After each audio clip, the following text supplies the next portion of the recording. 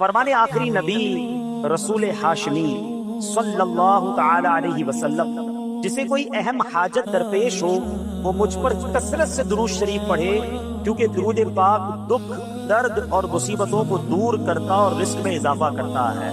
जब भी कोई मुश्किल आए, परेशानी आए, तकलीफ आए, टेंशन आ जाए, तो उसका बार बार इजहार करने से टेंशन दूर नहीं हो जाता। कोई भी मुश्किल आती है, बंदा सभी को बताता फिरे, बार बार जिक्र करता रहे कि यार बड़ी मुश्किल में हूँ, बड़ी परेशानी में हूँ। शायर कहते हैं ना कि दुखों ने तुमको जो घेरा हो तो दुरूद पढ़ो, दुखों ने तुमको जो घेरा हो तो दुरूद पढ़ो, जो हाजिरी की तमन्ना हो तो दुरूद पढ़ो। तो जब टेंशन दूर करने का, मुश्किल दूर करने का, परेशानी दूर करने का वजीफा मिल गया है, चाबी मिल गई है, तो फिर फजूल बातें करने की बजाय हमें दुरूद पाक की कसरत करनी चाहिए। सल्लु अलल हबीब सल्लल्लाहु ताला अला मुहम्मद सल्लल्लाहु अलैहि वसल्लम। आज मैं आपको अल्लाह के एक नबी का वाकया सुना चाहता हूँ। ये वाकया कुरान मजीद में बहुत तफसील के साथ मौजूद है, और ये वाकया ऐसा है कि मैं उन नबी अलैहिस्सलातु वस्सलाम के अमल का नाम लूं तो नबी अलैहिस्सलातु वस्सलाम का नाम आपके ज़हन में खुद ही आ जाएगा। यानी उन्होंने वो अमल ऐसा किया कि अब उनके नाम के साथ वो अमल एक खास टैग बन गया। और अगर मैं अब अमल बताता हूँ, नाम आप खुद बताएंगे। और उनका अमल था कि उनके अंदर कमाल सब्र था। अब ये सब्र करने वाले नबी कौन है? सब्र अय्यूब अलैहिस्सलाम। मशहूर है दुनिया में कि अय्यूब अलैहिस्सलाम का जो सब्र है वो ज़रबुल मिसल बन गया, वो एग्जाम्पल बन गया। सब्र तो बहुत सारे लोगों ने दुनिया में किया, मुसीबतें तो बहुत सारे अल्लाह वालों पर आई, मगर हजरत अय्यूब अलैहिस्सलाम को इस कदर कमाल का सब्र जो उनका था, तो क्या वाकया है। तो आज मुश्किलें हैं, परेशानियां हैं, टेंशन हैं, लोग जब परेशान होते हैं तो सब्र का दामन थामने की बजाय नॉर्मली बेसब्री, शिकवे और शिकायत की तरफ जाते हैं। तो जिंदगी में जब भी कोई मामला आए ना, हमें अल्लाह के कलाम की तरफ रुजू करना चाहिए, अल्लाह वालों की सीरत की तरफ रुजू करना चाहिए। और रब्बे करीम के जो मुंतखब तरीन बंदे हैं, दुनिया के अफजल तरीन जो अफराद हैं, वो अंबिया किराम अलैहिस्सलातु वस्सलाम हैं। तो हमें जब भी कोई प्रॉब्लम आए, जब भी कोई मसला दरपेश हो, पहले देखिए अल्लाह वालों ने इस मौके पर क्या किया था, कुरान क्या कहता है, हदीस क्या कहती है, तो फिर जिंदगी में चीजें आसान हो जाती हैं। तो हजरत अय्यूब अलैहिस्सलाम की सीरत के बारे में जानते हैं कि आप हजरत इसहाक अलैहिस्सलाम की औलाद में से, और उनकी वालिदा हजरत लूत अलैहिस्सलाम के खानदान से हैं। अल्लाह ताला ने आपको हर तरह की नेमत से नवाजा था। आप हुस्न सूरत वाले भी थे, यानी आपको अल्लाह पाक ने बहुत खूबसूरत भी बनाया था, और अल्लाह करीम ने माल भी बहुत दिया, औलाद में भी कसरत दी। वेल ऑफ लाइफ थी, खूबसूरती भी है, माल भी है, औलाद भी है। अच्छा, फिर जाहिर माल था तो घर भी थे, जानवर भी थे। उस जमाने में जो वेल्थ होती थी, जो पैसा होता था, वो जानवरों की सूरत में होता था। आजकल लोग गाड़ियां रखते हैं, सोना जेवरात रखते हैं, उस जमाने में जानवर होते थे। बल्कि अब भी अगर पाकिस्तान के भी आप इंटीरियर के एरिया में चले जाएं, गांव गोठ में जाएं, तो लोग अपना मालो दौलत से जानवर ही खरीद रहे होते हैं। उनके नजदीक यही उनका जो है वो जो भी उनका कारोबार होता है और माल होता है। अब आप पर इम्तिहान आया, आजमाइश आई। और वो आजमाइश कैसे आई कि पहले आपका मकान गिरा, और खानदान के जितने अफराद थे और आपके बेटे थे, जितने भी आपके बेटे थे ना, वो सब उस मकान के तले दब कर इंतकाल कर गए। अल्लाह अकबर। आपको आकर खबर दी जाती गई कि हुजूर आपका मकान गिर गया है, आपके बच्चे दब गए और दब कर उनका इंतकाल हो गया है। आप फरमाते थे मेरा क्या है, जिसका था उसने ले लिया, जब तक उसने मुझे दे रखा था वो मेरे पास था, जब उसने चाहा उसने वापस ले लिया। उसी ने दिया था ना। थोड़ी देर बाद खबर आई कि आपके जितने जानवर थे, हजारहा ऊंट थे, बकरियां थी, रेवड़ के रेवड़ थे, सारे जानवर जो हैं वो मर गए। किसी ने आकर कहा कि अब आपकी जितनी दौलत थी, जितने जानवर थे, वो भी मर गए। सुभान अल्लाह। आप अल्लाह का शुक्र बजा लाते, कहते या अल्लाह, जो रब का था उसने वापस ले लिया, उसी का था, जितनी देर चाहा मेरे पास रहा, वापस ले लिया उसने। मैं अपने रब की रिजा पर राजी, मैं इस इम्तिहान पर राजी हूँ। अल्लाह अकबर। अब क्या हुआ कि आपकी तमाम खेतियां और जो बागात थे, बहुत बड़ी जमीनें थी, बड़े बड़े खेत थे, वो भी सारे के सारे बर्बाद हो गए। किसी ने आकर बताया कि हुजूर अब तो खेत भी गए, अब बागात भी गए। आपने फरमाया कि जिसका था اس نے لے لیا، میں اس کی رضا پر راضی ہوں، جب تک میرے پاس تھا وہ میرے پاس تھا، رب نے واپس لینا چاہا تو اس نے لے لیا۔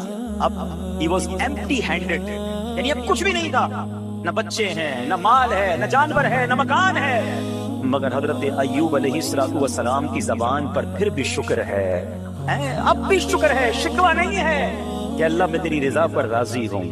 لیکن ابھی امتحان ختم نہ ہوا تھا، اور اس امتحان کے پیچھے بعض مفسرین نے ایک اور قول بھی نقل کیا کہ شیطان نے حضرت ایوب علیہ السلام کو دیکھ کر اللہ کی بارگاہ میں کہا کہ مولا یہ تیرا بندہ اس لیے تیرا شکر گزار ہے کہ تو نے اسے بڑا نوازا ہے، بڑا مال دیا ہے، اولاد دی ہے، گھر دیا۔ اب رب کریم نے حضرت ایوب پر امتحان بھیجا تاکہ پتا چلے کہ میرے نیک بندے امتحان کے بعد بھی صبر کرتے ہیں۔ لیکن اب سب چلا گیا نا تو شیطان نے کہا کہ ابھی جان تو باقی ہے نا، صحت تو باقی ہے، اللہ اکبر۔ مزید آزمائش آئی اور یہ ہوا کہ آپ کو بیمار کر دیا گیا، مبارک جسم پر بڑے بڑے آبلے پڑ گئے، گھوڑے جس کو کہتے وہ پڑ گئے۔ اس حال میں آپ کے سارے دوست بھی آپ کو چھوڑ کے چلے گئے۔ آج کل ویسے بھی حال ایسا ہی ہے جناب، جب تک پیسہ ہے، شہرت ہے، آپ کے پاس کوئی مال ہے تو آس پاس بہت سارے لوگ ہوتے ہیں، مگر جب یہ سب چیزیں چلی جائیں نا تو بعض اوقات ایسی کنڈیشن میں اپنے اور پرائیوں کی جانچ بھی ہو جاتی ہے کہ اب کون کھڑا ہے۔ دوستی مال کے لیے تھی، دوستی شہرت کے لیے تھی، دوستی منصب کے لیے تھی، یا کسی کی ذات سے واقعی خالص دوستی تھی؟ اب کیا ہوا؟ آپ کے سارے رشتہ دار، سارے دوست بھی دور چلے گئے، سوائے آپ کی فرما بردار زوجہ تھی جن کا نام تھا رحمت بن افرایم، اور یہ حضرت یوسف علیہ السلام کی پوتی بھی تھی، اللہ کے نبی کی آل سے تھی، وہ آپ کی خدمت کرتی رہی۔ اب جسم پر کوڑے ہیں، آبلے ہیں، ایک بیوی ہے، نہ پیسہ ہے، نہ مال ہے، نہ بچے ہیں، واٹ ایور جو تھا سب ختم، مگر زبان ہے کہ اس پر پھر بھی اللہ کا ذکر جاری ہے، پھر بھی شکر جاری ہے، پھر بھی صبر ہے۔ بات کرنا آسان ہے جناب، مشکل آئے اور صبر کرے بندہ، اصل امتحان یہ ہے۔ زبان پر شکوے رنجو علم لایا نہیں کرتے، زبان پر شکوے رنجو علم لایا نہیں کرتے، نبی کے نام لیوا غم سے گھبرایا نہیں کرتے۔ ہم میں سے کسی پر ایسی آزمائش نہیں آئی نا، چھوٹی موٹی آزمائشیں تو آتی رہی گی۔ ایک بات یاد رکھنا، یہ زندگی کی جو گاڑی ہے نا یہ مسائل کے پہیوں پر ہی چلتی ہے۔ ہمیں بعض اوقات کسی کی گاڑی، کسی کا مکان، کسی کا خوبصورت چہرہ، کسی کی مسکراہٹ دیکھ کر لگتا ہے یار یہ تو دنیا کا سب سے سخی آدمی ہے، ایسا نہیں۔ تو یہ نہ سمجھے کہ سارا جہاں جناب سخی ہے اور میں اکیلا دکھی ہوں، ایسا نہیں ہوتا، بلکہ ہر اس جہاں میں تقریباً ہر بندہ ایسا ہوتا ہے جس کے ساتھ کوئی نہ کوئی دکھ لگا ہوا ہوتا ہے، کوئی نہ کوئی پریشانی ہے، کسی کو مال کی پریشانی، کسی کو روزگار کی پریشانی، کسی کو بیماری لگی ہے، کسی کو اور ٹینشن ہے۔ تو یہ کبھی بھی نہ سوچے کہ میں زندگی گزاروں گا اور کوئی ٹینشن نہیں آئے گی، تیار رہو امتحان کے لیے، امتحان ضرور آنا۔ اب کمال یہ ہے کہ اس امتحان میں پاس کون ہوتا ہے۔ حضرت ابراہیم پر امتحان آیا، زبان پر صبر ہے، شکر ہے، شکوہ نہیں ہے۔ اب کیا ہوا کہ آپ کا سال ہاں سال تک یہ محال رہا، یہ 2-4 مہینے کا پرابلم نہیں تھا، کئی سال تک آپ بیمار رہے۔ آپ کی زوجہ جو ہے وہ خدمت کرتی رہی۔ اچھا یہاں ایک غلط فہمی دور کر دوں کہ کچھ لوگ یہ کہتے ہیں، یہ کتابوں میں پتہ نہیں کچھ کتابوں میں لکھ دیا گیا کہ حضرت ایوب علیہ السلام کو معاذ اللہ کوڑ کی بیماری ہو گئی تھی۔ ایسا بالکل نہیں تھا، کوڑ کی بیماری نہیں ہوئی تھی، بلکہ نہ کوڑ ہوا نہ جزام ہوا، آپ کو جسم پر کوڑے پھنسیاں جن کو کہتے ہیں آبلے نکل آئے تھے، کیونکہ کوڑ کی بیماری وہ ہوتی ہے کہ جس سے لوگ نفرت یا حقارت کرتے ہیں۔ اللہ کے کسی بھی نبی کو کبھی بھی کوئی ایسی بیماری نہیں ہوئی جس کی وجہ سے لوگ اس سے حقارت یا نفرت کریں یا دور بھاگیں، کیونکہ اللہ نے ان نفوس قدسیہ کو، ان نیک بندوں کو، ان منتخب شخصیات کو لوگوں کی ہدایت کے لیے بھیجا ہے۔ ان کو کبھی کوئی ایسی چیز نہیں ہوئی کہ جس سے لوگ گھن کھا کر دور بھاگیں، تو یہ بالکل غلط ہے۔ البتہ آپ کے جسم پر آبلے تھے، کوڑے تھی، اور اللہ اکبر آپ اس حال میں کیا رب سے عرض کرتے تھے؟ آپ عرض کرتے تھے، قرآن میں یہ الفاظ موجود ہیں، انی مسنی الضر وانت ارحم الراحمین۔ ترجمہ کیا ہے؟ مجھے تکلیف پہنچی اور تو سب مہر والوں سے بڑھ کر مہر والا ہے، رحم کرنے والوں میں سب سے بڑھ کر رحم کرنے والا ہے۔ یعنی اللہ کی بارگاہ میں یہ عرض کرتے تھے، یا اللہ تکلیف پہنچی ہے، رحم تو نے کرنا ہے، تو ارحم الراحمین ہے، زمانے سے نہیں کہتے تھے۔ یہ ایک اور پرابلم ہے، میں کوئی مسئلہ ہوتا ہے، پرابلم آتی ہے، ہم ساری دنیا سے کہتے ہیں یہ مسئلہ ہو گیا، یہ پرابلم ہو گئی، نہیں، ساری دنیا میں سے کوئی آپ کا مسئلہ حل نہیں کر سکتا. اس سے بات کرو نا جو مسائل کو حل کرنے والا ہے, اس سے عرض کرو نا جو مصیبت کو دور کرنے والا ہے. ادھر ادھر جانے کی بجائے پرابلم یہ ہے جب بھی مشکل آتی ہے ہم سب کے پاس جاتے ہیں, ہم رب کے پاس نہیں جاتے. جاؤ اس کے پاس جو حل المشکلات ہے, جو مصیبتوں کو حل کرنے والا, اس کی بارگاہ میں فریاد کرو. وہ شاعر کتنی پیاری بات لکھتے ہیں نا, یہ بہت سارے لوگوں کے لیے درس ہے جو اپنی پرابلمز کے لیے دنیا والوں کے پاس جاتے ہیں. ارے اگر پکارنا ہے تو اللہ کی بارگاہ میں پکارو, التجا کرنی ہے تو اللہ کے حبیب سے عرض کرو نا. شاعر لکھتے ہیں کسی کا احسان کیوں اٹھائیں, کسی کو حالات کیوں بتائیں, کسی کا احسان کیوں اٹھائیں, کسی کو حالات کیوں بتائیں. تمہیں سے مانگیں گے تم ہی دو گے, تمہارے در سے ہی لو لگی ہے. پڑھیے الصلاۃ والسلام علیک یا رسول اللہ وعلی آلک واصحابک یا حبیب اللہ. الصلاۃ والسلام علیک یا نبی اللہ وعلی آلک واصحابک یا نور اللہ. درود پاک پڑھنے کے بے شمار فضائل و برکات ہیں. من صلی علی او سأل لی الوسیلۃ حقت علیہ شفاعتی یوم القیامہ. میرے آقا فرماتے ہیں جس نے مجھ پر درود شریف پڑھا, اللہ پاک کی بارگاہ میں میرے لیے وسیلے کی دعا کی, قیامت کے دن اس پر میری شفاعت ثابت ہو گئی. تو درود پاک پڑھنا یہ شفاعت مصطفیٰ صلی اللہ علیہ وسلم حاصل کرنے کا بڑا پیارا طریقہ ہے. اتنا ہو سکے اس دن ہم نے کثرت سے درود پاک پڑھنا ہے. صلو علی الحبیب صلی اللہ تعالی علی محمد صلی اللہ علیہ وسلم. Dear Islamic brothers, this is the very crucial night. بہت زیادہ نازک رات ہے. اس رات کتنی مغفرت ہوگی, کتنے لوگ بخشے جائیں گے. پیارے آقا فرماتے ہیں جبریل امین میرے پاس آئے اور آ کر عرض کی کہ حضور آج 15 شعبان کی رات ہے. اللہ تعالیٰ اتنے لوگوں کو جہنم سے آزاد فرمائے گا جتنے قبیلہ بنی کلب کی بکریوں کے بالوں کی تعداد ہے. What is the meaning of that? میں اور آپ تو اپنے سر کے بال کاؤنٹ نہیں کر سکتے, ایک گوٹ کے, ہم ایک بکری کے بال کاؤنٹ نہیں کر سکتے. قبیلہ بنی کلب تو سب سے زیادہ بکریاں پالا کرتا تھا. It means millions, billions لوگ آج کی رات بخشے جائیں گے. مگر اس رات بھی کچھ لوگ ایسے ہیں پر اللہ تعالیٰ نظر رحمت نہیں فرمایا. شرک کرنے والی اس رات کو نہیں بخشے جائیں گے. پھر فرمایا جو احادیث کا مجموعہ ہے, ماں باپ کو ستانے والا, ماں باپ کا گناہ فرما, شراب کا عادی نہیں بخشا جائے. خدا را ان چیزوں سے توبہ کرو. پتہ ہے شب برات کو شب برات کی کہتے ہیں, یہ بری ہونے کی رات ہے, یہ مغفرت کی رات ہے. میرے اور آپ کے اعمال نامے اللہ کی بارگاہ میں پیش ہونے والے, سوچو تو صحیح کیا کیا ہے اس میں. نمازیں جس کی قضا ہوئی اس کے نامہ اعمال اللہ کے پاس جانے والے ہیں. حرام کاری کرنے والے کے نامہ اعمال اللہ کے پاس جانے والے ہیں. رات اندھیرا کر کے گندی چیزیں دیکھنے والوں اعمال اللہ کی بارگاہ میں جانے والے ہیں. اے جھوٹ بولنے والوں, اے سود کا کام کرنے والوں, سوچو اللہ کی بارگاہ میں نامہ اعمال جانے والے ہیں. کیا منہ دکھائی گئے, کچھ بھی تو نہیں ہے. ایک راستہ ہے, ایک راستہ ہے کہ آج توبہ کر لیں. وہ بڑا قریب ہے, وہ پچھلے سارے گناہ معاف کر سکتا ہے. وہ رحمان ہے, وہ رحیم ہے, اس نے وعدہ کیا ہے. بس آج سچی توبہ کر لو. آؤ اپنے رب سے عرض کرتے ہیں, اے مولا بندے تیرے ہیں, خطا کار ہیں, مالک ہو گئے گناہ, ہمیں معاف کر دے. اے اللہ کمزور ہے, ہم سے ہو گئے گناہ, اے اللہ ہمیں معاف کر دے. آئندہ نہیں کریں گے گناہ, تجھ سے وعدہ کرتے مولا تو ہمیں معاف کر دے. اے اللہ ہم تیرے بندے ہیں, اگر تو نے معاف نہ کیا تو کس کے در پر جائیں گے. تیرے سوا کون ہے مولا, ہمیں معاف کر دے. اے کریم ہمیں معاف کر دے, تجھے تیرے محبوب کا واسطہ ہمیں معاف کر دے. آؤ آج سچے دل سے پکارو اسے, توبہ کر لو. اب نہیں کرنے, ہم سب کو پتا ہے کیا کیا گناہ کرتے ہیں. آج توبہ کر لو, اب تو دن بھی تھوڑے رہ گئے. آپ کو پتا ہے شب برات یہ بھی لکھا جائے گا کہ آئندہ سال اس نے دنیا سے جانا ہے. کیا پتا یہ شب برات, بلکہ شب برات بھی ملتی ہے کہ نہیں پتا. غوث اعظم رضی اللہ عنہ فرماتے ہیں کہ یہ وہ دن ہے کہ کچھ کفن کھل کر تیار ہوتے ہیں, مگر یہ کفن پہننے والے دنیا میں ہنس رہے ہوتے ہیں. کچھ لوگوں کے گھر قبریں خود کر تیار ہیں اور وہ اپنے گھر بنانے کی فکر میں ہیں. کیا پتا کہ آج جو قبر گورکن کھود رہا ہے ہم میں سے کسی کے لیے تو نہیں کھود رہا. جو کفن بیچنے والا آج کفن لپیٹ کر استری کر کے پیکٹ میں ڈال رہا ہے, ہو سکتا ہے ہم میں سے کسی کا کفن تیار ہو رہا ہو. اے میرے پیارے اسلامی بھائیوں, توبہ کرنی ہے, اللہ کو راضی کرنا ہے. اب نماز قضا نہیں کرنی, اور شب برات سے پہلے اب ایسے اعمال شروع کر دو. آپ کو پتا ہے نبی پاک علیہ الصلوۃ والسلام شعبان میں کثرت سے روزے رکھا کرتے. پوچھا گیا حضور آپ شعبان میں اتنے روزے کیوں رکھتے ہیں؟ فرمایا اس میں ایک رات ہے جس رات اللہ کی بارگاہ میں اعمال نامے پیش ہوتے ہیں. میں چاہتا ہوں جب میرے اعمال نامے پیش ہوں میں روزے سے ہوں. وہ تو اللہ کے حبیب ہیں, ان کا یہ عالم ہے, اور ہم ہیں کہ ہمارے اندر فرق ہی کوئی نہیں آیا کہ شب برات آنے والی ہے, شعبان آ گیا ہے. اب نفلی روزے, اب تلاوت قرآن, اب درود پاک, کثرت سے نمازیں, خدارا اس کی عادت بنائیے. اور پھر خاص جب شب برات آ جائے تو 14 شعبان کا روزہ رکھنا ہے. پوری دنیا میں دعوت اسلامی اسلامی والوں کی عاشقان رسول کی مساجد میں یہ اہتمام ہوتا ہے 6 نوافل پڑھیں، وہ رات اجتماع میں عبادت میں صلاۃ و تسبیح میں گزاریں، اور اس کے بعد 15 شعبان کا روزہ رکھیں تاکہ نامہ اعمال کا آخری دن بھی روزہ ہو جائے، نامہ اعمال کا پہلا دن بھی روزہ ہو جائے۔ ٹرائی ٹو انڈرسٹینڈ یہ کتنا بڑا سن ہے، یہ کتنا بڑا گناہ ہے کہ جس رات کروڑوں اربوں لوگ بخشے جا رہے ہیں، شراب نہیں بخشا جاتا۔ توبہ کرنا چاہیے، چھوڑ دیجیے ان بری عادتوں کو، ڈرگس کو چھوڑ دیجیے پلیز۔ وہ رحیم وہ کریم جو شب برات کروڑوں کو بخش رہا ہے، شرابی نہیں بخشا جائے، پلیز توبہ کرنا چاہیے۔ مسلمان کا کیا کام شراب سے، اس کا کیا کام نشے سے۔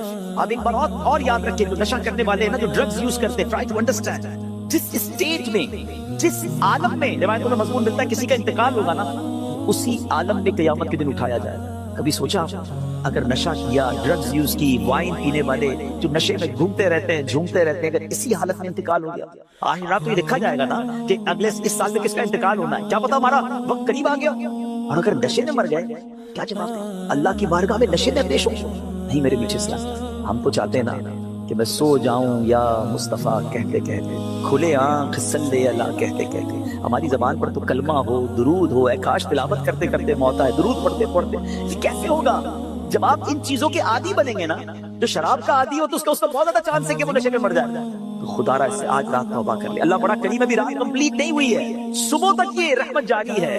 معافی مانگ لیجیے، سجدے میں سر جھکائیے۔ ماں باپ کو اگر ستایا ہے، if your parents are not happy with you, please ان کے پاس جائیے اور معافی ان سے ان کے پیر پکڑ لیجیے۔ ماں باپ راضی تو رب راضی، ماں باپ ناراض تو رب ناراض، ان کو ناراض نہ کرو۔ اور اس حدیث سے کیا سیکھنے کو ملا کہ جو کٹ آف ٹائز کرتے ہیں، جو اپنی فیملی کے ساتھ رشتہ داری قطع کر دیتے ہیں، منقطع کر دیتے ہیں، ہم ان کے پاس نہیں جائیں گے، ہم ان کے گھر نہیں جائیں گے، ہم فلاں رشتہ دار کے پاس نہیں جائیں گے، نہ کرو ایسا۔ یہ رشتہ داریاں کاٹنا اللہ کو کتنا ناپسندیدہ ہے کہ شب برات بھی وہ لوگ نہیں بخشے جائیں۔ پلیز ان عادتوں سے اپنی جان چھڑاؤ۔ ایک اور حدیث پاک میں ایڈلٹری کرنے والے، بدکاری کرنے کا جو عادی ہوگا، ہیبچول آف ایڈلٹری، وہ بھی نہیں بخشا جائے۔ پلیز ان حرام کاموں سے چھوڑیں، اپنے آپ کو بچائیے۔ اور یہ جو ایڈلٹری کی طرف، زنا بدکاری کی طرف جو بندہ جاتا ہے نا، یاد رکھیے گا پہلے نظر بہکتی ہے، پھر دل بہکتا ہے، پھر شرمگاہ، پھر پرائیویٹ پارٹس حرام کاری کی طرف جاتے ہیں۔ تو ہماری یہ شٹر جو ہے نا، اسی کو بند کر دینا کہ حرام نہیں دیکھ رہے اپنے موبائل پر، اپنے انٹرنیٹ ڈیوائسز پر کیا دیکھ رہے ہو؟ پہلے حرام بندہ دیکھتا ہے، اور پھر یہ جو ہم نے دوستیوں کے نام پر جو گرلز اینڈ بوائز کی دوستیاں چل رہی ہوتی ہیں کہ نہیں جناب ہم only friends, it's not allowed in Islam, یہ دوستیاں ہی پھر حرام کی طرف لے کر جاتی ہیں۔ جو اسلام نے ہمیں جن چیزوں سے منع کیا ہے، مسلمان ہیں، ہمیں جنت میں جانا ہے نا، اللہ کو راضی کرنا ہے۔ اگر نبی ناراض ہو گیا تو بنے گا کیا؟ آج کی رات اگر ایڈلٹری کرنے والا نہیں بخشا گیا، پھر اس کو سوچی تو اس کا بنے گا کیا؟ پلیز میک ریپینٹنس، گڑگڑائیے اپنے رب کی بارگاہ۔ اور دیکھیں توبہ کیا ہے، توبہ کے ویسے تو کئی ڈیٹیل علماء نے بتائی، مگر ان شارٹ اگر میں آپ کو بتاؤں نا، الندم التوبہ، شرمندگی توبہ ہے۔ پہلے تو اپنے اندر گلٹ فیل کیجیے کہ یا اللہ میں بہت برا ہوں، بہت غلطیاں ہیں، مالک معاف کر دے، اور پھر آئندہ نہ کرنے کا پکا ارادہ ہے، اللہ نہیں کروں گا، میں تجھ سے وعدہ کرتا ہوں، I promise in your court یا اللہ عز و جل، پلیز accept my repentance، میری توبہ قبول کرنے والی کب نہیں کروں گا، یہ پکی توبہ انشاءاللہ۔ کیا پتا اللہ کریم کی آج رحمت برس جائے اور وہ ہمیں آج معاف کر دے۔ What a beautiful incident، کیا خوبصورت بات۔ شعبان کی 15ویں رات آئے تو اس رات قیام کرو، یعنی اس رات عبادت کرو۔ آقا فرماتے پھر دن کو روزہ رکھو۔ تو بے شک اس رات سورج غروب ہوتے ہی اللہ پاک اپنی شان کے مطابق آسمان دنیا پر تجلی فرماتا ہے اور ارشاد فرماتا ہے، الا من مستغفر لی فاغفر لہ، ہے کوئی مجھ سے مغفرت مانگنے والا کہ اسے معاف کر دوں؟ الا مسترزق فارزقہ، ہے کوئی رزق مانگنے والا کہ اسے رزق عطا کر دوں؟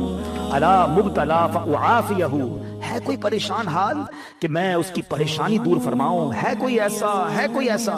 طلوع فجر تک یوں ہی اعلان ہوتا رہتا ہے۔ پتہ اس رات کتنے بخشے جاتے ہیں؟ حدیث پاک میں آتا ہے اللہ کریم قبیلہ بنی کلب کی بکریوں کے بالوں کی تعداد کے مطابق گناہگاروں کو جہنم سے آزاد فرماتا ہے۔ ہم میں سے کون ہے جو اپنے سر کے بال گن نہیں سکے؟ They are not able to count our own hair، اپنے سر کے بال نہیں گن سکتے، ایک بکری کے بال نہیں گن سکتے۔ قبیلہ بنی کلب کے بارے میں آتا ہے ہزاروں بکریاں پالتا تھا، وہ سب سے بڑا قبیلہ تھا جو سب سے زیادہ بکریاں پالتا تھا۔ اس کا مطلب کروڑ لوگ بخشے جائیں گے، مگر حدیث پاک میں چند بد نصیبوں کا ذکر ہے کہ جو نہیں بخشے جائیں گے۔ فرمایا شرابی نہیں بخشا جائے گا، ماں باپ کا نافرمان نہیں بخشا جائے گا، زنا کا عادی نہیں بخشا جائے گا، رشتے توڑنے والا نہیں بخشا جائے گا، تصویر بنانے والا، یہ جو اپنے ہاتھ سے تصویریں بناتے ہیں، مجسمے بناتے ہیں، نہیں بخشا جائے گا۔ چغل خور نہیں بخشا جائے گا. ایک اور روایت کے مطابق نجومی، یہ جو کاہن ہوتے ہیں، یہ نہیں بخشے جائیں گے. جادو ٹونا کرنے والا نہیں بخشا جائے گا. تکبر والا لباس پہننے والا نہیں بخشا جائے گا. مسلمان سے بلا اجازت شرعی بغض و کینہ رکھنے والا، دشمنی چھپانے والا، دل میں بغض رکھتے ہیں، وہ بھی نہیں بخشا جائے گا. ذرا غور کیجئے، کہیں ایسا نہ ہو کروڑوں بخشے جائیں اور میری کسی بری عادت کی وجہ سے میں پھنس جاؤں اور میری بخشش نہ ہو. تو اے میرے پیارے اسلامی بھائیوں، اللہ بڑا کریم ہے، وہ توبہ قبول کرنے والا ہے. یہ بہت بڑے گناہ ہیں. اس سے یہ بھی اندازہ ہوتا ہے کہ جب اتنی بڑی عنایت، اتنی بڑی مغفرت ہے، یہ کتنے بڑے گناہ ہیں. تو اے میرے پیارے اسلامی بھائیوں، ہمیں توبہ کرنی ہے. ہم سب نے دنیا سے جانا ہے، ہم سب نے مرنا ہے. قبرستان بھی جانا سنت ہے نا، نہیں گئے تو ابھی آپ جائیے گا. یہ قبرستان جانا بھی ہمارے لیے عبرت کا سامان ہے، اسی لیے بھیجا گیا. نبی پاک فرماتے ہیں کہ پہلے میں تمہیں منع کرتا تھا، حدیث کا خلاصہ ہے کہ پہلے میں تمہیں منع کرتا تھا قبرستان جانے سے، اب جایا کرو اور وہاں جا کے عبرت لیا کرو. قبریں جا کر دیکھے تو صحیح، کچھ تو خیال کرے کہ یہی میری 2 گز کی زمین میرا بھی ٹھکانہ ہے. اتنے بڑے گھر ہو، بڑا ہوادار گھر ہو، ویسٹ اوپن ہو، ایئر کنڈیشن ہو، نرم بستر ہو. یار لائٹ جائے تو UPS بھی ہونا چاہیے، اسٹینڈ بائی جنریٹر بھی ہونا چاہیے. ایک رات بغیر پنکھے کے جس کو نیند نہیں آتی، قبر میں سانپ اور بچھو آ گئے تو کیا بنے گا؟ قبرستان جا کر دیکھے تو صحیح. آپ کو پتا ہے آج کلفٹن کے علاقے میں آؤ، بلڈنگ دیکھ کے اندازہ ہو جاتا ہے سارے پیسے والے رہتے ہیں بھائی، 10 کروڑ کا فلیٹ ہے. ادھر بنگلے والے رہتے ہیں، یہ بڑے علاقے والے لوگ ہیں. غریب علاقے میں جاؤ تو گھر دیکھ کر پتا چل جاتا ہے کہ مکین غریب ہے. دنیا میں مکان دیکھ کر مکین کا اندازہ ہو جاتا ہے. قبرستان میں قبر دیکھ کر اندازہ نہیں ہوتا. ہر قبر کی الگ کہانی ہے، ہر قبر کی الگ سٹوری ہے. حدیث پاک میں فرمایا قبر 2 طرح کی ہوتی ہے. دیر از نو تھرڈ کیٹیگری. ہماری دنیا میں بہت ساری کیٹیگریز ہیں. فلیٹ الگ ہوتے ہیں، بلڈنگیں الگ ہوتی ہیں، بنگلو الگ ہوتے ہیں، مکان الگ ہوتے ہیں، جھوپڑیاں الگ ہوتی ہیں، روڈ پہ سونے والے الگ ہوتے ہیں. ہمارے شاید 50-60 کیٹیگری بن جائیں گی. Middle class, upper middle class, lower middle class, elite class, VIP class, بہت ساری کلاسیں لوگ بنا رہے ہوتے ہیں. There is only 2 classes in the graveyard. سنو غور سے، قبرستان جاتے ہو نا، اور نبی پاک علیہ السلام فرماتے ہیں قبر 2 طرح کی ہوتی ہے. تیسری کیٹیگری نبی پاک نے بیان نہیں فرمائی. کیا فرمایا؟ فرمایا یا تو جہنم کے گھڑوں میں سے ایک گھڑا ہوتی ہے، یا تو جنت کے باغوں میں سے ایک باغ ہوتی ہے. عربی میں حدیث سن لو، انما القبر روضۃ من ریاض الجنہ. کتنا پیارا جملہ ہے. ریاض الجنہ سنا نا جب مدینے پاک میں، اس حدیث میں اس لفظ کو استعمال فرمایا، انما القبر روضۃ من ریاض الجنہ. قبر جنت کے باغوں میں سے ایک باغ ہے. یا دیر از سیکنڈ آپشن، فرمایا او حفرۃ من حفر النار، یا جہنم کے گھڑوں میں سے ایک گھڑا. ایک سوال کرنا چاہتا ہوں، سچا جواب دینا. مجھے نہیں دینا، اپنے آپ کو دینا ہے. میں بھی اپنے آپ سے سوال کرتا ہوں، آپ سب بھی اپنے آپ سے سوال کریں، اور سچا ایمانداری والا جواب. آج میری موت ہو جائے، ہو تو سکتی ہے نا، آج تو بلکہ رات بھی وہی ہے جس میں لکھا جائے گا کہ اس رات کس نے جانا ہے. پتہ ہے ملک الموت کو ایک صحیفہ دے دیا جائے گا کہ اس رات اس بندے کی روح قبض کرنی ہے. مقام، time, every thing is decided. ہمیں نہیں پتا، ہو سکتا ہے آج رات آخری ہو، کل آخری ہو. چلے آج میرا انتقال ہو گیا. سچا جواب دینا. گھمانا پھرا، اللہ کی بارگاہ میں کوئی کسی کو گھما پھرا نہیں سکتا. ہم اپنے آپ کو گھما سکتے ہیں، ادھر نہیں. وہاں تو بات ساری کلیئر ہے نا، دودھ کا دودھ، پانی کا پانی. سوال یہ کہ اگر آج مر گیا، قبر میں گیا، جیسی زندگی گزاری ہے، قبر جنت کا باغ بنے گی یا دوزخ کا گھڑا بنے گی؟ اپنے آپ سے پوچھنا. اگر تو دل سے جواب آ رہا ہے کہ ہاں یار نماز پابندی سے ہیں، گناہ کی عادت نہیں ہے، تلاوت قرآن بھی ہے، میری آنکھیں بھی گناہ نہیں کرتی ہیں، میں کسی کو دکھ بھی نہیں دیتا ہوں، حرام روزی بھی نہیں کماتا ہوں، بے حیائی بھی نہیں کرتا ہوں، ماں باپ بھی میرے راضی ہیں. اللہ کرے ایسا کوئی اللہ کا ولی بیٹھا ہو جس کے دل سے سچی آواز آ جائے کہ جناب اپنا تو بیڑا پار ہے. باقی ہم جیسے گناہ گاروں کو تو ڈر ہی لگتا ہے کہ یار گناہ ہی زیادہ ہیں، نیکیاں اول تو کی تھوڑی ہیں، اور جو کی ہیں اس کا پتہ بھی نہیں قبول بھی ہوئی کہ نہیں، کیونکہ بہت سارے اس میں بھی پرابلم ہے. ریاکاری الگ ہے، دکھلاوا الگ ہے، بناوٹیں الگ ہیں، پتہ نہیں کتنے اس میں دنیا کے مقاصد ہماری نیکیوں میں شامل ہوتے ہیں. تو آپ مجھے بتاؤ پھر تیاری کب کریں گے؟ 2 ہی کیٹیگریز ہیں نا، یا تو جنت کا باغ ہے یا دوزخ کا گھڑا. تو جنت کا باغ بنانے کی تیاری کب کرنی ہے ہمیں نہیں پتا اب کتنے دن رہ گئے ہیں. پچھلی شب برات میں کئی لوگ ہمارے ساتھ تھے، مگر آج وہ ہمارے ساتھ نہیں ہیں. ہو سکتا ہے اگلی شب برات مسجد میں اجتماع تو ہوگا مگر ہم نہ ہوں. باتیں کرے لوگ، یار پچھلی بار تو آیا تھا، اگر اس بار نہیں ہے. کہاں ہے؟ قبر میں ہے. کیا کریں گے قبر میں؟ قبرستان جاتے ہیں نا، ایک اور چیز دیکھا کرے. کبھی قبر میں تجوری دیکھیے، کوئی کفن میں جیب دیکھا ہو؟ نہ تجوری ہے نہ جیب ہے. جس مال کو جمع کرنے کے لیے دن رات ایک کر دیا وہ تو جانا ہی نہیں قبر میں. تو جو قبر میں جائے گا وہ کیا جائے گا؟ یہ سمجھنا ضروری ہے.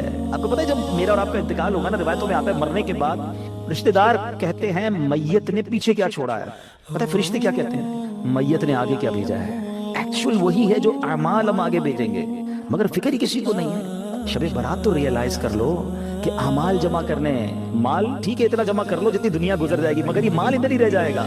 اور پھر کیسے موت اور عذاب کیسے آتا ہے، میں آپ کو ایک واقعہ سناتا ہوں. ایک شخص تھا، بادشاہ تھا، بڑا عجیب اس نے وصیت کی اپنے بیٹوں سے، میں مر جاؤں نا تو مجھے دفن نہ کرنا، مجھے ایک لوہے کا صندوق بنانا، لوہے کے میرا جو تابوت ہے وہ لوہے کا بنانا، اس تابوت کو ایک لوہے کے صندوق میں ڈال دینا، اور اس کو چھت کے ساتھ لٹکا دینا, دفن نہیں کرنا. بچوں نے کہا یہ کیسی وصیت کر رہے ہیں آپ بادشاہ سلامت؟ کہتا میں یہ وصیت اس لیے کر رہا ہوں کہ میں قبر میں جاؤں ہی نہ, جب قبر میں جاؤں گا نہیں تو عذاب بھی نہیں ہوگا. اس کی اپنی منطق تھی. تو مرا تو بچوں نے اسی وصیت پر عمل کیا, لوہے کا تابوت بنایا, اس کو تالا لگایا, اس کو لوہے کے صندوق میں ڈالا, اس کو بھی تالا لگایا, پھر زنجیر سے اس کو لٹکا دیا چھت کے ساتھ. تو کہتے ہیں جب یہ سب ہو گیا تو ابھی کمرہ بند کیا, رات ہوئی تو کمرے سے آوازیں آنے لگی. سب پریشان تھے, تابوت بھی بند, اس پر بھی تالا, صندوق پر بھی تالا, وہ تو لٹکا ہوا پر لیکن اوپر سے بڑی خوفناک آوازیں آ رہی. ڈرتے ڈرتے صندوق کھولا, تابوت کھولا تو دیکھ کر حیران رہ گئے کہ اس تابوت میں اس بادشاہ کی لاش کے اوپر ایک سانپ بیٹھا ہوا ہے, اس کے چہرے کو کاٹ رہا ہے. کوئی جگہ نہیں تھی, کوئی سوراخ نہیں تھا, وہ کیسے پہنچا اندر؟ سب حیران. اب جناب بڑی مشکل سے سانپ کو نکالا, اس کو مارا, پھر صندوق کو بند کیا, پھر لٹکا دیا. جیسے تیسے کر کے رات گزر گئی. اگلی رات پھر کمرے سے آوازیں آنے لگی.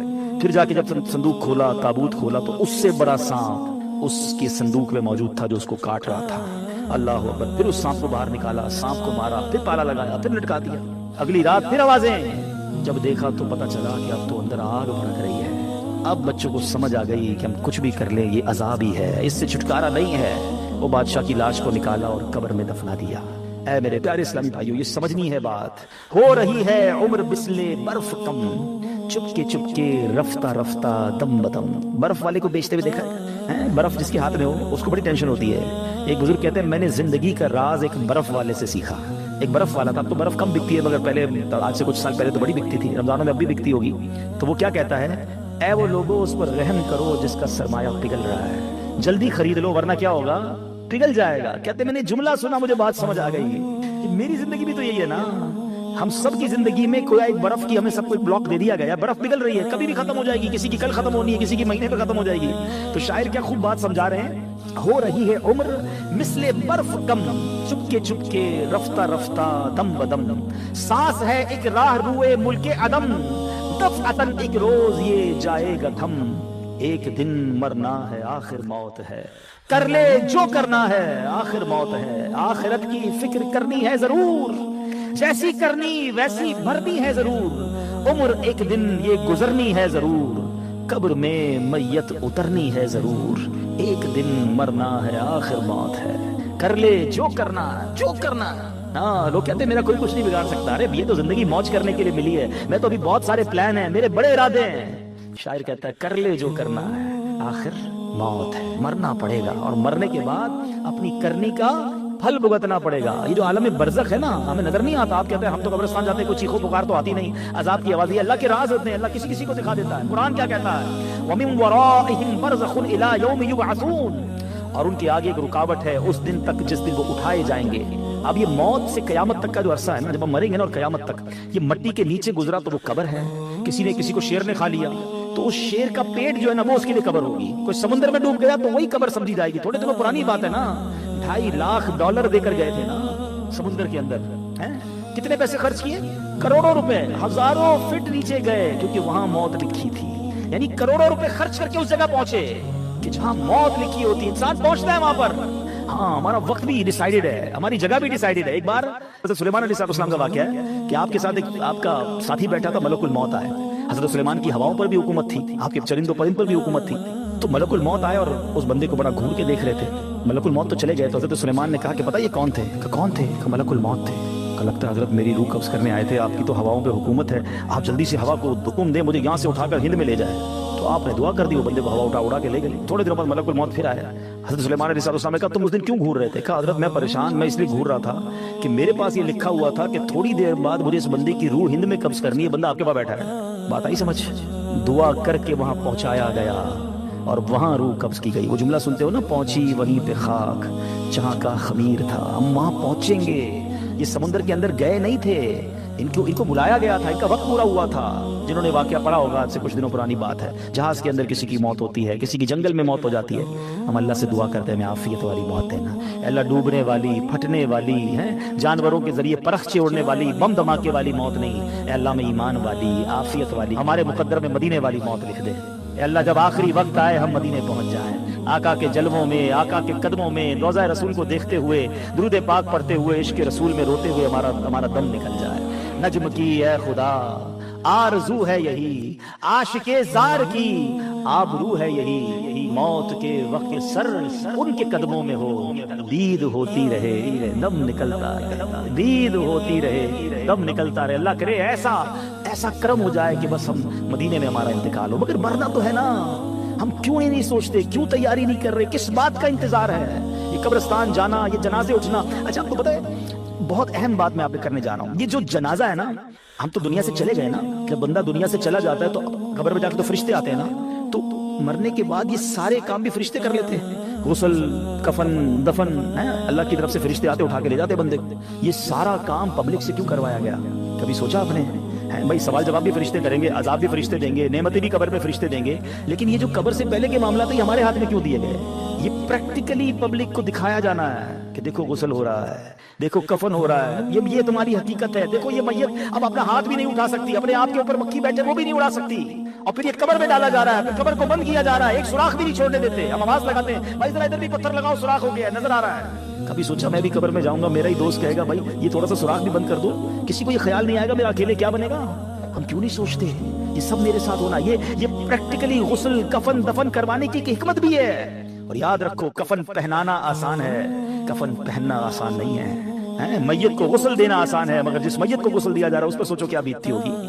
قبر میں اتارنا آسان ہے، قبر میں اترنا آسان نہیں ہے، مگر ہمیں بھی اترنا پڑے گا۔ کاش یہ بات سمجھ آ جائے اور ہم گناہوں سے توبہ کر لیں، ورنہ انسان کہتا ہے بعد میں کر لوں گا توبہ، ابھی ٹائم ہے یار، مولانا صاحب باتیں بڑی اچھی کر رہے ہیں، ابھی بھی شیطان کسی کے کان میں بات کر رہا ہوگا یہ مولانا صاحب باتیں بڑی اچھی کر رہے ہیں، لیکن ابھی تو یار جوان ہوں بھائی، بوڑھا ہو کے میں بھی اللہ اللہ کروں گا، یہ بھی مولوی صاحب جو باتیں کر رہے ہیں 50 سال کے ہو گئے نا، میں بھی 50 سال کا ہوں گا تو اللہ اللہ کر لوں گا۔ چلے بھائی آپ کے پاس اگر گارنٹی ہے مجھے بتا دیں کہ آپ 50 سال تک جیئیں گے؟ ہے کوئی یہاں ایسا جس کے پاس 1 سال زندہ رہنے کی گارنٹی ہو؟ اس مسجد میں پورے مجمع میں کوئی ایک بندہ جس کے پاس 1 ہفتہ جینے کی گارنٹی ہو؟ اچھا کل صبح تک زندہ رہنے کی گارنٹی تو ہوگی آپ کے پاس، وہ بھی نہیں ہے۔ اتنے عقل مند تو ہیں کہ یہ پتا ہے آگاہ اپنی موت سے کوئی بشر نہیں، سامان 100 برس کا ہے، پل کی خبر نہیں۔ تو اے میرے پیارے اسلامی بھائیوں، خدا را اپنی آخرت کی تیاری کیجئے۔ صحابی رسول حضرت ابو ہریرہ رضی اللہ تعالیٰ عنہ فرماتے ہیں ایک دن نبیوں کے نبی رسول ہاشمی صلی اللہ تعالیٰ علیہ وسلم نے یہ آیت پڑھی، وَمَنْ أَعْرَضَ عَنْ ذِكْرِي فَإِنَّ لَهُ مَعِيشَةً ضَنْكًا، اور جس نے میرے ذکر سے منہ پھیرا تو بے شک اس کے لیے تنگ زندگی ہے۔ پھر فرمایا تم جانتے ہو تنگ زندگی کیا ہے؟ صحابہ کرام نے حضور اللہ و رسول عالم، اللہ جانے اس کے بتایا سے اس کا رسول جانے، تو فرمایا اس سے مراد قبر کا عذاب ہے جو کافر کو دیا جائے گا۔ اس ذات کی قسم جس کے قبضے میں میری جان ہے، قبر میں غیر مسلم پر 99 تنین مسلط کیے جائیں گے۔ نبی پاک فرماتے ہیں کیا تم جانتے ہو تنین کیا ہے؟ صحابہ نے کہا فرمایا یہ 99 سانپ ہوں گے، ان میں سے ہر سانپ 7 سروں والا ہوگا، یہ 99 سانپ اسے قیامت تک کاٹتے رہیں گے۔ اللہ ہمارے ایمان کی حفاظت فرمائے، ہم مسلمان ہی دنیا سے جائیں، یہ بھی بڑا پرابلم ہے، ہمیں فکر ہی نہیں ہے ایمان کی۔ ہم سمجھتے ہیں مسلمان ہیں تو جناب بڑی اچھی بات ہے، ایمان والے ہیں، مگر ایمان سلامت رہے اس کی فکر کون کرے گا؟ یاد رکھیے اس وقت بھی دنیا میں سب سے زیادہ تیزی سے پھیلنے والا مذہب یہ اسلام ہے، the most growing religion on earth۔ کائنات میں سب سے تیزی سے لوگ مسلمان ہو رہے ہیں، لیکن یہ ون وے ٹریفک نہیں ہے۔ جس طرح لوگ مسلمان ہو رہے ہیں معاذ اللہ اس طرح کوئی ایمان سے بھی خارج ہو سکتا ہے۔ ہمیں دعا کرنی ہے اللہ ہمارا ایمان سلامت رکھے۔ ہم کیا دعا کریں؟ ہمارے نبی بات دعا فرمایا کرتے، ہماری تو اوقات ہی کوئی نہیں نا۔ جن کے صدقے ایمان ملا ہے وہ دعا کرتے، یا مقلب القلوب ثبت قلبی علی دینک، اے دلوں کو پھیرنے والے میرے دل کو اپنے دین پر ثابت قدمی عطا فرما۔ کون دعا کر رہا ہے؟ اللہ کے نبی۔ ہم میں سے کسی نے دعا کی؟ ہم کبھی ٹینشن میں آئے؟ میری گاڑی، ابھی کسی کی گاڑی باہر کھڑی ہوگی اس کو ٹینشن ہوگی یار نئی گاڑی لی ہے کہیں اسکریچ نہ لگ جائے، قیمتی موبائل جیب میں ہو تو اور تھوڑی دیر بعد ہاتھ لگاتے ہیں ہاں یار پڑا ہوا ابھی تک نکلا نہیں ہے، اتنی ٹینشن ہے تمہیں اپنے پیسوں والی چیزوں کی۔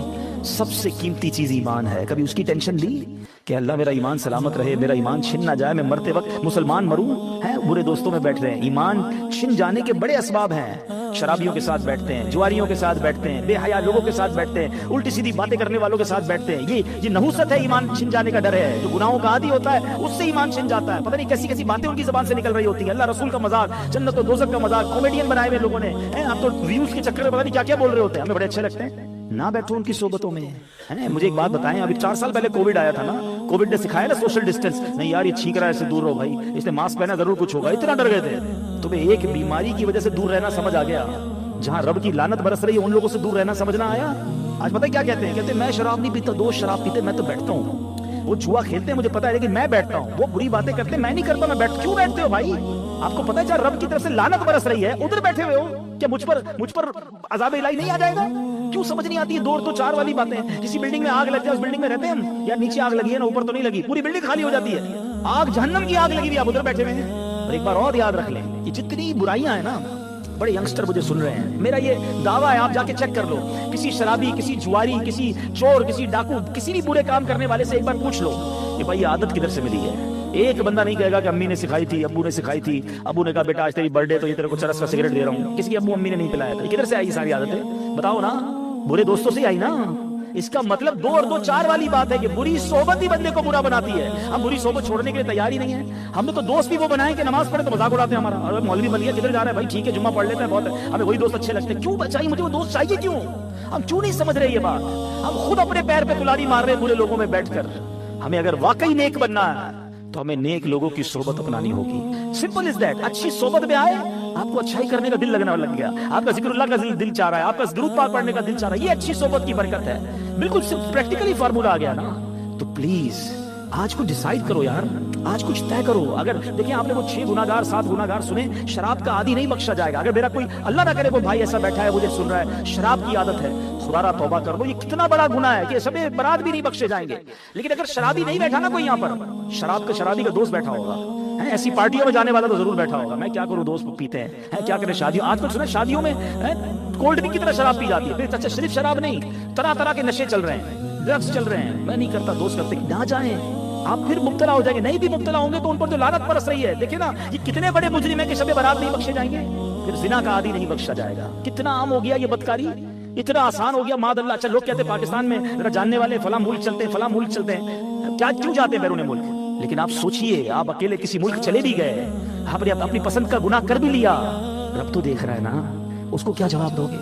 और ये कितना बड़ा गुनाह है कि आज जिना का आदी नहीं बख्शा जाएगा। सुधारा तौबा कर ले। ये पहले आंख बहकती है, याद रखिएगा। ये जो मोबाइल फोन हमारे हाथ में है ना, ये जन्नत में भी ले जा सकता है, ये जहन्नम में भी ले जा सकता है। इसी मोबाइल फोन से वो कुछ देख रहे हैं कि पहले आंख बहकती है, फिर दिल बहकता है, फिर शर्मगाह बहकती है। तौबा करें। ऐसी बेहया दोस्तों में भी, बेहया लड़कियों से दोस्तियां, उनसे फोन पे बातचीत सारी सारी रात, क्या कर रहे हैं भाई? क्यों अपनी जिंदगी को बर्बाद कर रहे हैं? अल्लाह को क्या जवाब? सब बख्शे जाएंगे, कहीं हम ना रह जाए इन चीजों से। अच्छा ये पता है क्यों? क्योंकि सोबत ही वही है ना।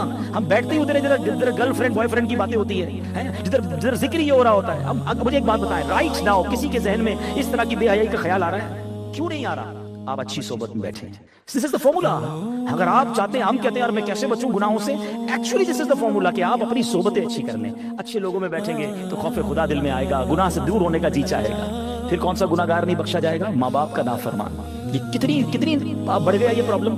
कितना माँ बाप के सामने जबान चलाते हैं आज का नौजवान, माँ बाप को डांटते हैं। वो दिन दूर हो गए कि माँ बाप बच्चों को डांटे, बच्चे शाउट कर रहे हैं माँ बाप पर। बल्कि ये हाल हो गया कि माँ बाप डर रहे हैं, अपने बच्चों से बात करने में डर रहे हैं। यार बच्चे को समझाऊंगा तो मुझसे लड़ेगा, बेटी को समझाऊंगी तो माँ कहती बेटी मुझ पे चीखेगी।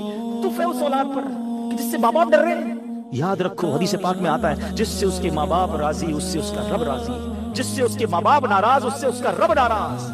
तुमसे सारी दुनिया राजी है, मेरे दोस्त राजी, मेरे रिश्तेदार, मेरे सारे जरा मोहल्ले वाले राजी, और माँ बाप नाराज बैठे, बर्बाद हो जाओगे, मारे जाओगे। देखिए ना कितना बड़ा गुनाह है कि शबे बारात सब बख्शे जाएंगे, माँ बाप का नाफरमान नहीं बख्शा जाएगा। अपने माँ बाप को राजी करें, उनकी रिस्पेक्ट करें। खुदा की कसम उससे बड़ा खुशनसीब कौन है कि शबे बारात भी है और तुम्हारी माँ तुम्हारे पास है, तुम्हारा वालिद तुम्हारे पास है। अरे तुम्हारे तो बारे न्यारे हो गए आज की रात तुम्हारी माँ तुम्हारे लिए दुआ कर दे, फिर चाहिए क्या तुमको? आज की रात तुम्हारा बाप तुम्हारे पास से, जाओ ना उससे दुआ करवाओ, पूछो उनसे जिनके चले गए माँ बाप, कब्रिस्तान जाना पड़ता है उनसे बात करने के लिए। याद रखना मेरे भाइयों, मेरे बच्चों, जिनके माँ बाप है ना, ये जब चले जाएंगे ना फिर तुम्हें पता चलेगा ये क्या हस्तियां हैं। 2 मौके पर तो माँ बाप बड़े याद आते हैं। जब जिंदगी में बंदा कुछ हासिल करता है ना, कोई नया घर ले ले, कोई गाड़ी ले ले, कोई तरक्की हो जाए, कोई अच्छा काम हो जाए ना, फिर माँ बड़ी याद आती है। काश माँ होती ना, देखती तो कितना खुश होती है, वालिद होता तो कितना खुश होता कि आज अल्लाह ने मुझे इतनी तरक्की दे दी है। वो शेर है ना, दौलत का है अंबार मगर तेरी कमी है। फिर बड़ी याद आती है माँ और वालिद की, यार आज अल्लाह ने किधर पहुंचा दिया, मगर माँ ही नहीं है, जो दुआएं देने वाली थी वो वालिद ही नहीं है, जिसकी वजह से इधर पहुंचा उसको बता ही नहीं पा रहा। हर खुशी में माँ बाप याद आते हैं। और एक दूसरा मौका होता है जब कोई बड़ा गम आ जाए ना, कोई बड़ी परेशानी आ जाए, कोई बड़ा मरहला आ जाए, फिर बड़े याद आते हैं कि काश माँ होती ना, उसके कदमों में सर रखता, वो दुआ करती, मेरी मुश्किल हल हो जाती। अब माँ है ही नहीं, किससे दुआ कराऊं? वालिद होता ना तो सर पे हाथ रख के कहता, बेशक बूढ़ा था मगर वो एक जुमला कहता था, दिल को ठंड पड़ जाती थी कि बेटा घबरा नहीं, मैं हूँ। मगर अब ना वो सर पे साया है, ना वो दुआओं का दरवाजा है। और आज है तुम्हारे पास तो कदर नहीं करते हो, उनके पास बैठते नहीं हो, हैं? माँ कहती बेटा टाइम दो, माँ टाइम नहीं है मेरे पास, अब वो मेरे पास टाइम नहीं, मैं जा रहा हूँ दोस्तों में, हैं? वो काम कहते हैं मना कर देते हो उनको। माँ बाप की नाफरमानी न करना, دنیا میں بھی برباد ہو جاؤ گے، آخرت میں بھی برباد۔ آپ سوچیں نا کتنا بڑا گناہ ہے کہ شب برات ماں باپ کا نافرمانی۔ اچھی صرف شب برات نہیں، شب قدر کی فضیلت جب آپ سنو گے، یہ کچھ گناہ تو ایسے ہیں، یہ وہ لسٹ ہے جو ہر بڑی رات میں آپ سنتے ہو کہ فلاں یہ سب بخشے جائیں گے، یہ نہیں بخشے جائیں گے، ہر لسٹ میں آپ کو ماں باپ کا نافرمان ملے گا۔ اتنا بڑا گناہ ہے، لیکن ماں باپ کو راضی نہیں کرتے۔ خدا را ایسا نہ کرو، چلے جاؤ ان کے پاس، ان کے پیر چومو، ان کے ہاتھ چومو، ان سے معافی مانگو، ان کو کہو کہ مجھے معاف کر دو، مجھ سے راضی رہنا۔ آپ ذرا سوچو یہ کتنی کمال کی ہستیاں ہیں۔ حدیث پاک میں آتا ہے جو اپنے ماں باپ کو محبت کی نگاہ سے دیکھے، صرف دیکھے، ذرا سننا حدیث کو، محبت کی نگاہ سے دیکھے، اللہ حج مقبول کا ثواب عطا فرماتا ہے۔ صحابی نے عرض کی حضور وَإِن نَظَرَ كُلَّ يَوْمٍ مِئَةَ مَرَّةٍ، حضور کوئی 100 بار دیکھے؟ اللہ کے حبیب فرماتے اللہ اکبر و اطیب، کوئی 100 بار دیکھے، اس کا مطلب یہ ہوا کوئی 100 بار دیکھے اللہ 100 حج کا ثواب عطا فرماتا۔ اب میرا سوال ہے آپ سے، صرف دیکھنے پر حج کا ثواب ہے، خدمت پر ثواب کتنا ہوگا؟ پیر دبانے پر ثواب کتنا ہوگا؟ دوائی لانے پر ثواب کتنا ہوگا؟ ویل چیئر چلانے کا ثواب کتنا ہوگا؟ اگر ان کی کسی وجہ سے میں کوئی ان کی خدمت کر رہا ہوں تو کتنا ثواب ہوگا یار دیکھنے پر حج کا ثواب۔ مگر آج تو جب خدمت کی باری آتی ہے تو بچہ جی چراتا ہے۔ میں صحیح بتاؤں، لکی ہے وہ اولاد جن کو ماں باپ کی خدمت کا موقع مل گیا، بڑھاپے میں ملے اور خدمت کا موقع ملا۔ کئی ماں باپ ایسے ہیں یقین کرو جنہوں نے خدمت کا موقع ہی نہیں دیا، ہماری خدمت کرتے کرتے ہی چلے گئے، ہماری تو باری نہیں آنے دی، وہ ہماری خدمت کرتے رہے چلے گئے۔ اگر تمہاری باری آئی ہے نا، وہ بیمار ہیں، تمہیں دوائی دلانے کا موقع مل رہا ہے، ان کی خدمت کرنے کا موقع مل رہا ہے، انہیں ٹائم دینے کا موقع مل رہا ہے، تم لکی ہو، تمہارے لیے جنت کا راستہ رب نے کھول دیا۔ اس کو سعادت سمجھنا، بوجھ نہ سمجھنا۔ مگر آج حال یہ ہے کہ بیٹا باپ سے کہتا ہے وہ یہ میرا ہے تمہارا نہیں ہے، میں نے کمایا ہے، آپ تو نوکری کرتے تھے، آپ کے پاس تھا کیا؟ میں نے سب کچھ کیا، یہ گھر میں نے بنایا ہے۔ توبہ توبہ توبہ، یہ انداز رکھو گے ماں باپ کے ساتھ ہیں؟ سوچو جب میں اور آپ پیدا ہوئے تھے نا، کپڑے نہیں تھے جسم پر، باپ کہہ دیتا نا یہ تیرا ہے یہ میرا ہے تو ننگے ہی رہ جاتے ہیں۔ لباس پہنایا میرے باپ نے، انگلی پکڑ کر چلایا، کھلایا، تعلیم دلائی، تربیت کی، سب دنیا میں دیا۔ میرے باپ نے کبھی نہیں کہا یہ میرا ہے، میری ماں نے کبھی، ارے انہوں نے اپنی خواہشیں پیچھے رکھی، ہماری خواہشیں پوری کی۔ شاید اپنے لیے لباس نہیں خریدا، ہمارے لیے لباس خریدا، اپنے لیے جوتے نہیں خریدے ہوں گے، ہماری ضد پر ہمیں نئے نئے جوتے دلائے، اور آج کہتے میرا ہے۔ کبھی مت کہنا۔ دیکھو ایک بات یاد رکھو، یہ جو بوڑھے ماں باپ ہیں نا، یہ آپ سے کچھ نہیں لیتے، آپ ان کو صرف یہ احساس دلاؤ کہ سب آپ کا ہے، میرا جو کچھ ہے آپ کا ہے، میں خود آپ کا ہوں، یہ لے کے تھوڑی چلے جائیں گے یار۔ وہ کہتے ہیں نا کہ جس ماں نے تمہیں بچپن میں شہزادوں کی طرح پالا، آج بڑھاپے میں انہیں بادشاہ جیسا تو رکھ لو یار۔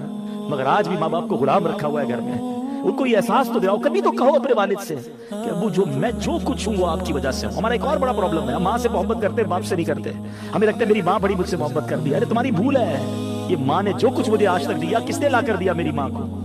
جو کچھ مجھے آج تک ملا ہے وہ میرے والد کی برکت سے۔ مجھے کہتا نہیں ہے باپ یہ گاڑی کے 2 پہیے ہیں۔ اچھا، والد کی اہمیت کا اندازہ جب ہوتا ہے جب ہم خود والد بنتے ہیں، پھر سمجھ آتی ہے یار بچے کو جب روکتے ہمارا ابو صحیح روکتے تھے ہمیں۔ یہ میاں بیوی کی انڈرسٹینڈنگ ہوتی ہے کہ میں پیار کروں گی، آپ ڈانٹیے گا، آپ ذرا سختی رکھیے گا۔ ہمیں لگتا ہے ابو ہم سے سختی کرتے ہیں، وہ ہم سے پیار نہیں کرتے۔ ارے سب سے زیادہ پیار ہی تمہارا تم سے باپ کرتا ہے۔ یہ دنیا کا واحد رشتہ ہے، یاد رکھنا پیارے اسلامی بھائیوں، کوئی دنیا میں یہ نہیں چاہتا کہ آپ جاننا چاہیں گے میرے آقا علیہ الصلوۃ والسلام کے لیے نفلی روزوں کے لیے پسندیدہ مہینہ کون سا تھا؟ آئیے میں بتاتا ہوں۔ نبی پاک صلی اللہ تعالی علیہ وسلم حضرت سیدنا عبداللہ بن ابی قیس رضی اللہ تعالیٰ عنہ سے مروی ہے کہ انہوں نے ام المومنین سیدتنا عائشہ صدیقہ رضی اللہ تعالی عنہا کو فرماتے سنا، میرے سرتاج صاحب معراج صلی اللہ تعالی علیہ وسلم کا پسندیدہ مہینہ شعبان المعظم تھا کہ اس میں روزے رکھا کرتے، پھر اسے رمضان سے ملا دیتے۔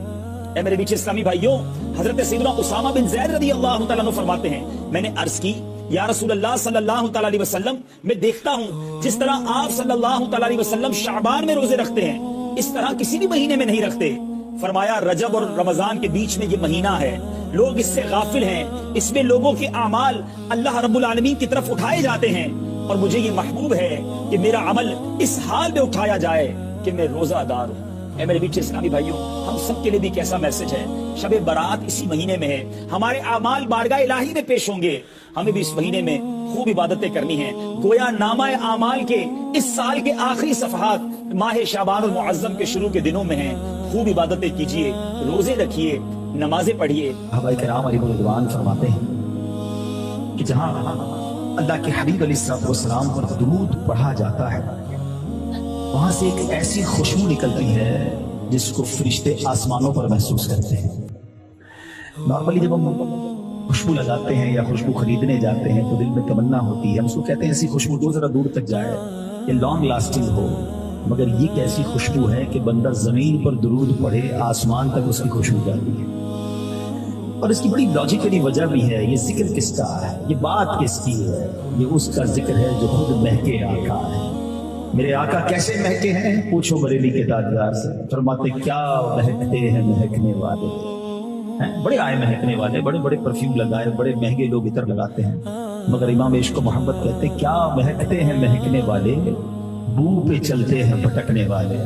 یعنی آقا کو جب تلاش کرنا ہوتا تھا نا صحابہ کرام کو, آج کل نارملی پہلے زمانے میں بڑا مسئلہ تھا, آج سے 5-7 سال پہلے جناب کدھر آنا ہے تو کہتے بھائی فلاں جگہ پر آنا, تیسری گلی میں مڑ جانا, اس کے بعد لال رنگ کا کوئی گیٹ نظر آئے تو الٹی گلی میں مڑ جانا. بندہ یہ ڈھونڈتا رہتا تھا. آپ تو لوکیشن بھیج دیتے ہیں, بندہ فوراً جگہ پر پہنچ جاتا ہے. مگر صحابہ کرام علیہ رضوان کے پاس بھی ایک نیویگیشن سسٹم تھا, ایک لوکیشن سسٹم تھا. ان کو جب نبی پاک کو تلاش کرنا ہوتا تھا نا, پوچھتے نہیں تھے آقا کہاں گئے ہیں, گلی کے کنارے سڑک کے کنارے کھڑے رہتے تھے, خوشبو بتاتی تھی آقا یہاں سے. شناخت کیسے ہوتی تھی؟ بریلی کے تاجدار سے پوچھو. وہ فرماتے انبر زمین عبیر ہوا مشک تر غبار. کہتے گلی کا حال کیا ہو جاتا تھا کہ زمین انبر جیسی ہو جاتی, غبار مشک جیسا ہو جاتا, ہوا عبیر ہو جاتی. فرماتے انبر زمین عبیر ہوا مشک تر غبار, ادنا سی یہ شناخت تیری رہ گزر کی ہے. بلکہ سچی بات بتاؤں, وہ تو 1400 سال پرانی بات تھی نا. آج بھی کسی کو مدینے لے جاؤ, عاشق رسول ہو, دل جو ہے وہ عشق رسول سے بھرا ہوا ہو, آنکھوں پہ پٹی باندھ دو, اسے نہ بتاؤ کہاں لے جا رہے ہو, وہ مدینے میں داخل ہوگا تو بتا دے گا یہ ہوائیں اور ہیں. اب تو خوشبو لگاتے پتہ کیوں ہے؟ میرا اور آپ کو خوشبو لگانے کا مقصد کیا ہے؟ کہ میرے اور آپ کے پسینے سے جو بو نکلتی ہے نا, اس سے کسی کو تکلیف نہ ہو, مجھے بھی نہ ہو, کسی اور کو بھی نہ ہو. باڈی اسپرے بندہ کرتا ہے, عطر لگاتا ہے, مگر میرے آقا وہ ہیں جن کا پسینہ مشک سے زیادہ خوشبودار ہے. اچھا کیسا خوشبودار ہے کہ ایک بار صحابی رسول آئے, کہتے ہیں حضور بچی کی شادی ہے اور خوشبو چاہیے. عرب کے لوگ بڑی خوشبو لگاتے ہیں. میں اللہ سے دعا کرتا ہوں رب کریم آپ کو جلدی جلدی مکے مدینے کی حاضری عطا فرمائے. جب وہاں جائیں گے بڑی مہنگی مہنگی عطر کی دکانیں, بڑا مہنگا عطر, وہ خوشبو بڑی شوق سے لگاتے ہیں. صحابی رسول نے کہا حضور بچی کی شادی خوشبو چاہیے. پیارے آقا علیہ السلام نے ان کو پیسے نہیں دیے کہ یہ پیسے لو جا کے عطر خرید لو.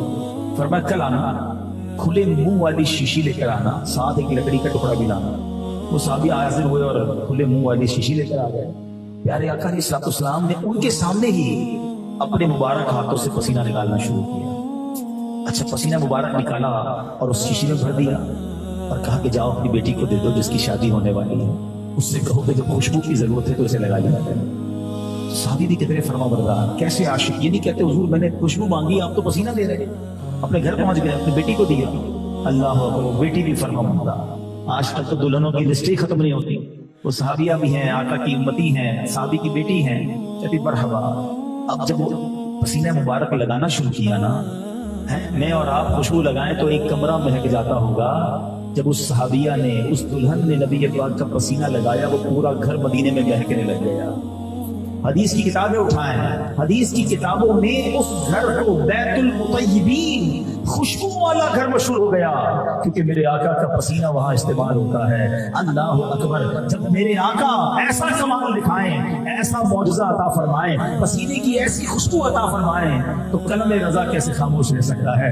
اعلیٰ حضرت کیا خوب بات لکھتے ہیں, فرماتے ہیں واللہ جو مل جائے میرے گل کا پسینہ, واللہ جو مل جائے میرے گل کا پسینہ, مانگے نہ کبھی عطر نہ پھر چاہے دلہن پھول, کیوں سرکاب قدم ہے تنے سلطان زمن پھول, لب پھول بدن پھول زکن پھول دہن. تو پھر کیوں نہ آقا سے محبت ہے, دنیا داروں کے پیچھے کیوں بھاگیں؟ ہم تو اس سے پیار کرتے ہیں جس کا پسینہ بھی مشک سے زیادہ خوشبودار ہے. تو اگر واقعی کسی سے پیار کرنا ہے, کسی کو فالو کرنا ہے, کسی سے انسپائر ہونا ہے, کسی کا دیوانہ بننا ہے, تو نبی پاک سے زیادہ باکمال ہستی کوئی نہیں دنیا. میں دنیا کے جس حسین سے آپ کو محبت ہے نا, دو ہی چیزیں میں بتاتا ہوں, باقی میں نبی پاک کے چہرے کی بات, آنکھوں کی بات, مبارک ہاتھوں کی, مبارک زلفوں کی بات کیا کروں. وہ دو چیزیں جو نارملی انسان کی وہ ہوتی ہیں جس سے دوسرا انسان گن کھاتا ہے, ایک پسینہ اور دوسرا تھوک. کسی کا تھوک بالکل اچھا نہیں لگتا. ابھی تو پسینے کی بات کی نا, نبی پاک کا پسینہ کیسا, آپ کچھ لعاب دہن کی بات بھی کر لیتے ہیں. ایک صحابی حضرت عتبہ بن فرقد رضی اللہ عنہ, آپ کی 4 ازواج تھی, 4 بیویاں تھیں. اچھا عرب کے لوگ میں نے بھی بتایا خوشبو بہت لگاتے ہیں, تو وہ بھی اپنے شوہر کے لیے زینت کرتی, خوشبو لگاتی, جائز اچھی بات ہے. مگر وہ ایک بات نوٹ کرتی تھی کہ ہم جتنی مہنگی خوشبو لگا لیں, حضرت عتبہ میں سے جو خوشبو آتی ہے نا وہ ہم سب سے نرالی ہے. اچھا وہ گھر میں تھی تو یہ بھی دیکھتی تھی کہ آپ لوگ خوشبو استعمال بھی نہیں کرتے, نہ دیکھا بھی نہیں کبھی وہ خوشبو استعمال کرتے, کدھر چھپائی ہوئی ہے وہ خوشبو, کب استعمال کرتے ہیں. चारों ने मीटिंग की और हजरत उतबा से कहा कि हुजूर एक बात तो बताएं, हम चारों खुशबू लगाती हैं अलग अलग, मगर आप में से जो खुशबू आती है वो हम सबसे अच्छी है। अच्छा कभी खुशबू लगाते देखा नहीं, खुशबू छुपाई किधर है? आप फरमाते मैं तो कोई खुशबू इस्तेमाल नहीं करता। तो खुशबू इस्तेमाल ही नहीं करते खाने, फिर खुशबू कैसे आती है? अब बात यह है कि एक बार मेरे जिस्म पर आबले पड़ गए, स्किन डिजीज, जल्दी बीमारी। अल्लाह अकबर, साहबा का अकीदा देखो, जब भी कोई प्रॉब्लम होती कहीं और नहीं जाते, नबी पाक के दर पे हाजिर होते थे। सब जानते थे ना, नहीं सुनता ही नहीं मांगने वाला तेरा। आका से जाकर अर्ज करते हुजूर जिस्म पर आंवले पड़ गए। नबी पाक अलैहिस्सलाम ने भी कोई क्रीम अता नहीं फरमाई, किसी डॉक्टर का पता नहीं दिया, फरमाया उतबा अपना कुर्ता उतारो। कहते मैंने कुर्ता उतारा, मेरे आका ने लुआब दहन निकाला, अपने मेरे जिस्म पर मलना शुरू किया।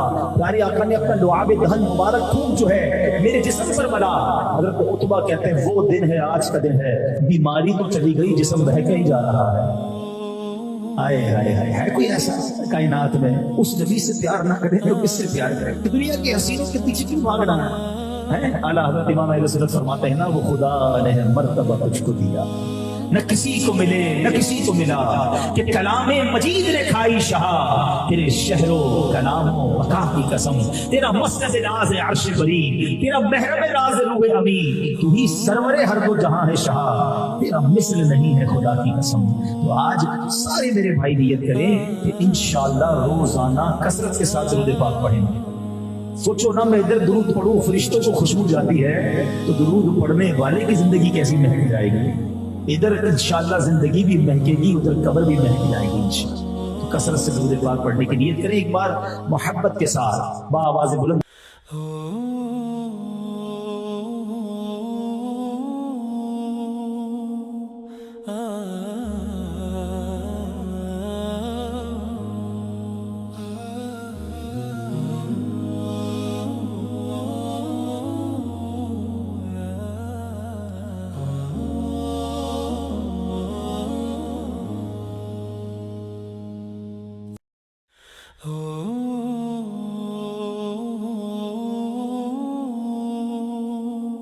लाते हैं उन सब के मौजज़ात का जो मजमुआ है, जो टोटल है, वो अल्लाह ने अपने आखिरी नबी जनाब रसूलुल्लाह सल्लल्लाहु अलैहि वसल्लम को अता फरमाया। अच्छा फिर सिर्फ यही नहीं, चंद मौजज़ात एक्स्ट्रा जिसको कहते हैं एक्सेप्शनल, खसाइस कुबरा जिन्हें कहा जाता है, जो किसी और को अता नहीं किए, वो सिर्फ नबी पाक सल्लल्लाहु अलैहि वसल्लम को अता किए। अल्लाहु अकबर। अच्छा फिर एक और मजे की बात, उलमा कहते हैं जितनी मौजज़ात हैं जो मेरे आका को अता, मिसाल के तौर पे चांद को दो टुकड़े करना, सूरज को वापस पलटा देना, कोई टूटा हुआ हाथ लेकर आता, आका दुआ में दहन लगाते, हाथ जुड़ जाता, साहबी निकली हुई आंख लेकर आते, नबी पाक दम फरमाते, दुआ में दहन लगाते, आंख वापस रखते, पहले से ज्यादा रोशन हो जाती, एक प्याला दूध का होता 70 सहाबा पी लिया करते। कितने मौजज़ात मैं बयान करता चला जाऊं, बल्कि गिनती नहीं हो सकती। मगर उलमा बड़ी कमाल की बात फरमाते हैं कि जितने मौजज़ात है ना, ये सारे मौजज़ात सरवरे कायनात अलैहिस्सलाम का जो मकाम और मर्तबा है ना, उसके मुताबिक ये नॉर्मल है। हाँ, क्योंकि नबी पाक की जो शान है ना, अब वजह तखलीक कायनात है, ये नॉर्मल सी बात है। आका अलैहिस्सलाम चांद के दो टुकड़े फरमाते, सूरज को वापस पलटाए, फरमाते सिर्फ दो मौजज़ात ऐसे हैं, इन तमाम मौजज़ात में दो मौजज़ात ऐसे हैं कि जो नबी पाक की शान बयान करते हैं, जो आका का कैलिबर है, स्टेटस है, मकाम है बारगाह इलाही में, उसके मुताबिक जो मौजज़ात है वो दो हैं, जो बताते हैं कि सरवर कायनात अलैहिस्सलाम कितनी बड़ी हस्ती और आपका मकाम क्या है। उसमें एक मौजज़ा कौन सा है? वो मौजज़ा है मेराज मुस्तफ़ा। हाँ, अल्लाह को किसी ने भी नहीं देखा था, सर की आंखों से रब का किसी ने दीदार नहीं किया। एक बार कोशिश की थी हज़रत मूसा अलैहिस्सलाम। हज़रत मूसा कौन है? Kalimullah. What is the meaning of Kalimullah? अल्लाह से हम कलाम होते थे, बात करते थे। अच्छा दुनिया का भी दस्तूर है कि आप किसी की बड़ी इज्जत करते हो,